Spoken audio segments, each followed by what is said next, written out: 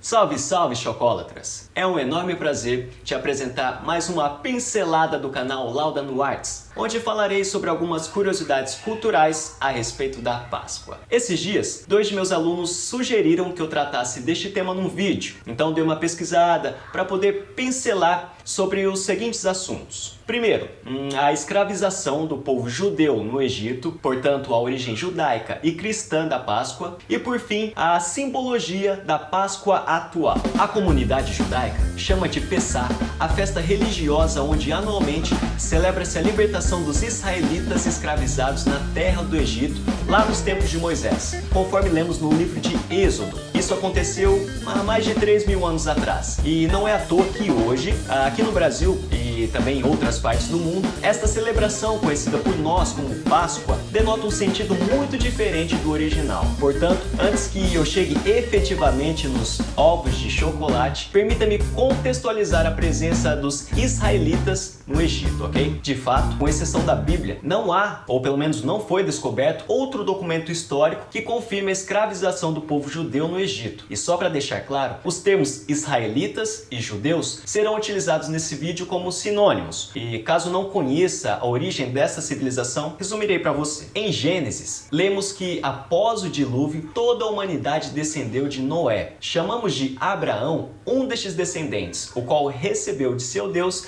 a promessa de ser o patriarca de uma enorme nação. Isso se concretizou a partir de Jacó, também chamado de Israel. Sendo assim, denominamos de israelitas todos aqueles que descendem de Jacó. Um de seus filhos, chamado José, foi vendido como escravo por seus próprios irmãos para uma caravana de ismaelitas que iam para o Egito. E antes que você considere esta uma ótima ideia para se fazer com o seu irmãozinho mais novo, primeiro leia o livro. E aí perceberá que em muitos casos, o mundo gira, ladrão. E o feitiço pode virar contra o feiticeiro. Enfim, apesar dos pesares, a vida é uma caixinha de surpresa. José acaba se tornando governador do Egito, a mais alta autoridade depois do faraó. Em seu ofício, José estocou alimentos em armazéns para se preparar para os dias de fome que assolaria a região. Enquanto isso, lá em Canaã, a família de Jacó, que já começava a não ter o que comer, resolveu comprar comida no Egito. E adivinha quem os recebeu por lá? Mas essa é uma história que eu não quero me prolongar. Então, para saber o que aconteceu exatamente, é só ler Gênesis, os capítulos 37 ao 47. Mas foi a partir deste momento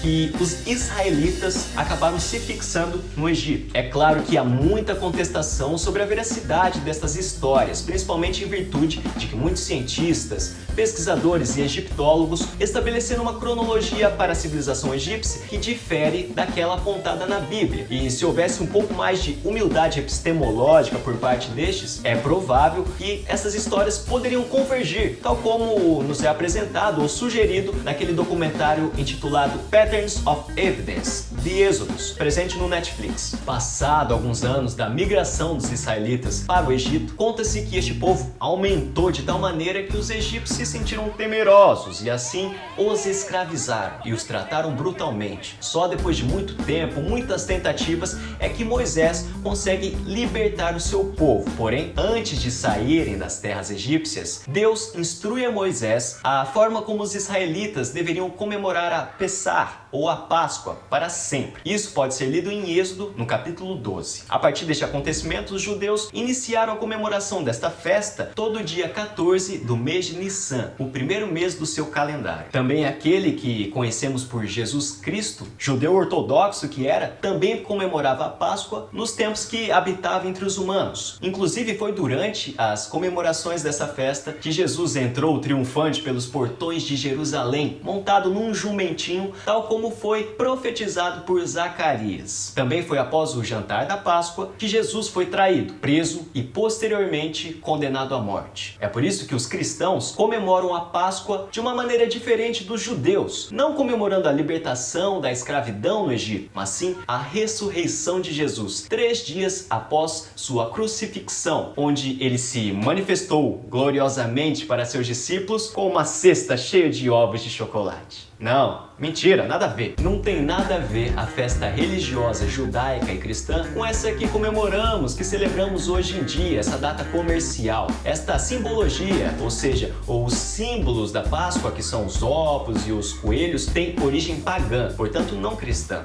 Então de onde vêm estes símbolos? Na mitologia germânica, encontramos a deusa da aurora, denominada Ostara, a qual traz, no equinócio da primavera, o ressurgimento ou o reflorescimento da flora terrestre. Muitas vezes, esta deusa é associada a outras divindades pagãs, tais como Astarte, Semíramis, Ishtar, Afrodite, etc. Ao relacioná-las à renovação, surgem daí o ovo e a lebre como símbolos da fertilidade e de uma vida nova. As lendas mais antigas remontam ao século XVII na Europa Central, onde, em comemoração à multiplicação das lebres e coelhos, durante a primavera, é claro, promoviam-se caçadas, nas quais crianças buscavam ovos coloridos escondidos em parques e jardins. Inicialmente, eram ovos de galinha pintados à mão, até que na França começam a surgir os ovos de chocolate recheados após se esvaziar a clara e a gema daquele ovo de galinha. Somente a partir do século XIX, aproximadamente, é que se começou a difundir os ovos totalmente feitos de chocolate, com embalagem coloridas, que substituíam aquela pintura tradicional. Conta-se ainda que monarcas como o Luís XIV da França e até mesmo o Eduardo I da Inglaterra presenteavam os seus súditos com ovos artificiais, de porcelana, madeira